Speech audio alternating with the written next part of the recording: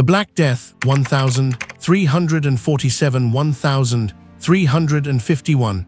Origins: the Black Death is believed to have originated in Central Asia, likely spreading from rodent populations carrying the bacterium Yersinia pestis. It traveled westward along trade routes, including the Silk Road, carried by fleas that lived on black rats, common stowaways on merchant ships and caravans. Arrival in Europe: the plague is often said to have entered Europe in 1347, when Genoese trading ships arrived in the Sicilian port of Messina. According to popular accounts, most of the sailors aboard were already dead, and the survivors were gravely ill, covered in mysterious black boils. Despite authorities ordering the ships to leave, the disease had already taken hold, and it spread rapidly across the Mediterranean and into mainland Europe. Spread and scale: from Sicily, the plague moved through Italy, France, Spain, England, and eventually into Scandinavia and Russia within just a few years. It traveled along trade routes and rivers, following the same networks that had once brought prosperity to European towns. Estimates suggest it killed between 25 and 50 million people in Europe alone, roughly 30 to 60% of the population, making it one of the deadliest pandemics in human history. Symptoms and forms: the disease appeared in three main forms. Bubonic plague, the most common form, causing painful swollen lymph nodes, buboes, in the groin, armpits, or neck, along with fever, chills, and fatigue. Pneumonic plague infected the lungs and could spread person to person through coughing, making it especially deadly and fast-moving. Septicemic plague infected the bloodstream directly, often causing death within a day, with blackened skin from internal bleeding, possibly the source of the name Black Death.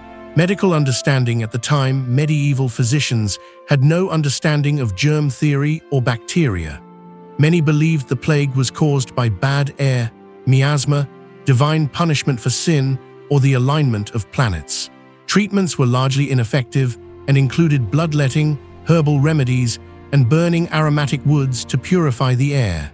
Social and religious response: the scale of death led to widespread panic, breakdown of social order, and mass burials in plague pits. Some communities turned to religious extremism, including flagellant movements, where people whipped themselves publicly as penance.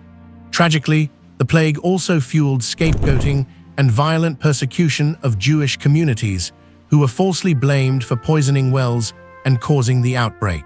Economic and social consequences: the massive loss of life had profound effects on European society.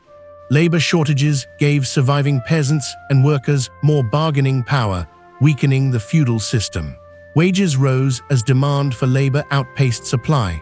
Some historians argue the population collapse helped pave the way for the Renaissance, as social structures loosened and new ideas began to flourish. The Church's authority was shaken, as prayers and religious rituals failed to stop the death toll, leading some to question traditional religious explanations.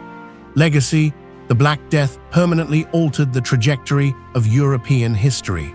It reshaped economic systems, accelerated the decline of feudalism, and left a lasting cultural memory reflected in art, literature, and folklore, including imagery like the Dance of Death that became common in the following centuries. Outbreaks of plague continued to recur periodically in Europe for centuries afterward, though never on the same catastrophic scale.